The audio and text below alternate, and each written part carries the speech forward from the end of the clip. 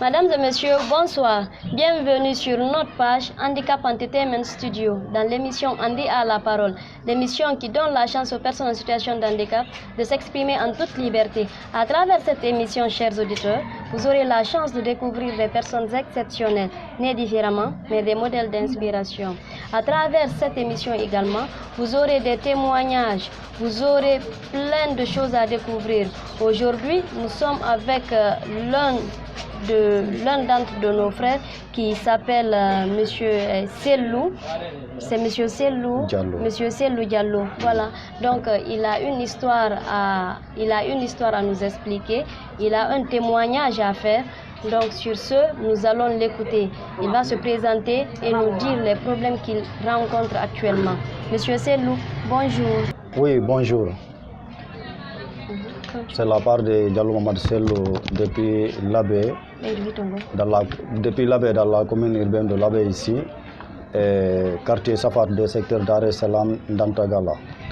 Bon, je suis diplômé en sociologie de développement communautaire à l'université de Kindia. Bon, je suis ici dans une famille très pauvre et encore j'ai perdu tous les parents très tôt. Les parents paternels, on les a tous perdus très tôt. Maintenant, je suis grandi avec la maman, c'est elle qui a tout fait pour nous. Ok, monsieur Mamadou Sellou Diallo, dites-moi, vous avez quel problème à raconter? Quel est votre cri de cœur? Quels sont les problèmes que vous rencontrez? Expliquez un peu aux auditeurs pour qu'on puisse comprendre.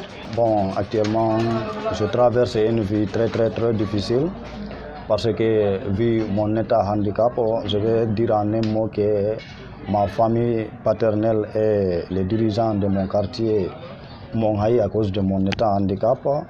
C'est-à-dire parce que les biens que le grand-père avait laissés pour la famille, mon grand-père s'est associé avec le président du conseil des quartiers, et le premier imam, et un de nos parents qui est hors de la famille, pour lotir la terre que le grand-père avait laissée pour sa famille.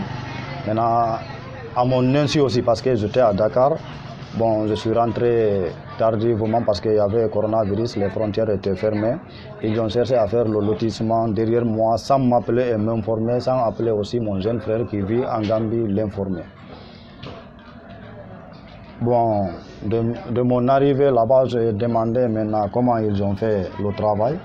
Le compte rendu qu'on m'a fait, ça ne m'a pas convaincu parce qu'ils n'ont pas dit la vérité en un mot. Parce que là où on peut avoir plus de 300 parcelles, ils nous ont dit que c'est 75 parcelles pour la famille et 36 parcelles pour l'habitat, et 4 ou 5 parcelles pour le chef de quartier, 4 ou 5 pour le premier imam, et je ne sais pas si c'est 3 ou 4 aussi pour le monsieur que je parle là, Tcherno Alpha. Maintenant, ils ont dit 2 parcelles pour la jeunesse. Maintenant, les 75 parcelles là, parce que mon grand-père avait laissé 3 garçons et 2 filles. Les 2 filles, ce sont nos tantes. Elles étaient déjà mariées, elles sont chez elles, mais elles ont des enfants. Elles, on n'a pas mis pour elles et qu'elles devaient avoir, parce que c'est chez elles.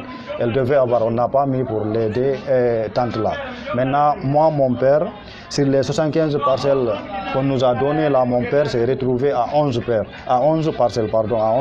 Maintenant, les 2 autres, chacun a eu 32 parcelles. Pourquoi mon père s'est retrouvé à 11 parcelles? Parce qu'ils ont dit que vers 2014, mon grand frère avait vendu 14 parcelles à ce monsieur même que je parle là, Tcherno Alpha, et un de ses fils qui s'appelle Alpha Omar Diallo.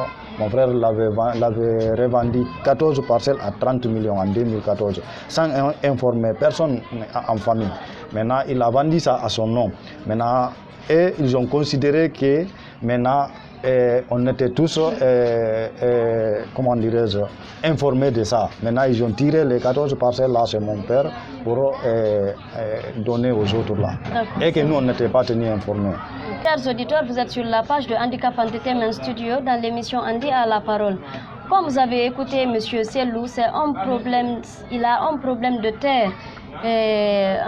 une terre qui contient plus de 300 parcelles, c'est ça? Exactement. Donc, et ce partage a été fait illégalement à votre insu? Oui. D'accord. Et si je comprends bien, la famille est en partie responsable de ça. Oui. Maintenant, puisque vous avez échangé avec la famille, dites-moi, vous avez eu à aller vers les aînés parce que à l'abbé, il y a des aînés. Oui. Il y a un élage, il y a un érudit là-bas qui conseille, que tout le monde entend. Oui. Est-ce que vous avez envoyé le problème auprès de ce monsieur-là pour ne pas arriver jusqu'au niveau des autorités? Et mon grand frère, lui, il a refusé de me dire ce qui est de la vérité. Après, je l'ai laissé, je suis parti voir le chef de quartier, je lui ai demandé. Après, le chef de quartier m'a dit que c'est mon grand frère, Tcherno Alpha, est le premier imam qui l'ont dit maintenant de préparer les dossiers, ils vont faire le lotissement. On était tous informés. Je dis d'accord, mais avant que j'ai bougé là-bas pour Dakar, j'avais informé le chef de quartier parce que j'avais compris que mon frère avait déjà vendu les 14 parcelles. Je l'avais informé. Maintenant, à partir de l'instant, quiconque viendra faire quelque chose là-bas, il faut m'appeler parce que je lui ai passé même mes contacts. J'ai pris son contact. J'ai dit maintenant pourquoi vous n'avez pas fait ça? Après, le chef de quartier m'a répondu moi, selon ton frère, vous étiez informé. J'ai dit ok, maintenant, à partir de maintenant, je vous informe qu'on n'était pas informé. Donc, monsieur Sellou, dites-moi, c'est l'open de parcelles, parce que ce n'est pas des petites parcelles, il faut le dire. Est-ce que cet héritage-là appartient seulement à votre grand-père ou bien c'est à toute la famille? Oui, cet héritage-là appartient seulement à notre grand-père. Ça appartient à lui seul. Maintenant, lui, il n'avait pas assez de famille parce qu'il avait 2 femmes. Maintenant, la première avait eu 5 fils pour lui. La deuxième avait eu un garçon pour lui. Maintenant, c'est la famille. Il n'avait pas beaucoup de famille. Chers auditeurs, vous êtes sur la page de Handicap Entertainment Studio. Monsieur Sellou Diallo, dites-moi, qui détient tout ce qui est papier foncier, tout ce qui est lié à l'administration, tous les papiers liés au terrain, qui détient ces papiers-là? Oui, en France, vérité, les papiers, là, dès mon arrivée, j'avais commencé par ça. Mais je n'ai pas reçu les papiers. Je demandais où sont les papiers. Mon frère a dit qu'il n'a pas de papiers et que les papiers se trouvent avec l'habitat. Maintenant, je demandais, l'habitat aussi a refusé de nous donner les papiers.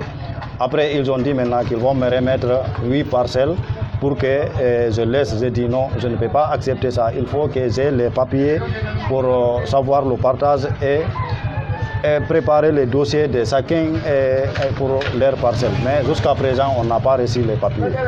Chers auditeurs, c'est comme ce que je vous disais, cette émission, c'est aussi des témoignages, c'est aussi des histoires vécues.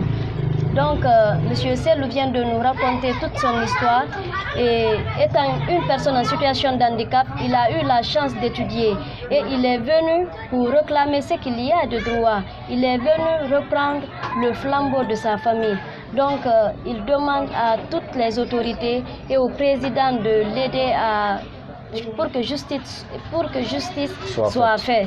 Donc, sur ce, nous vous retrouvons sur un nouveau numéro. Merci, à très bientôt.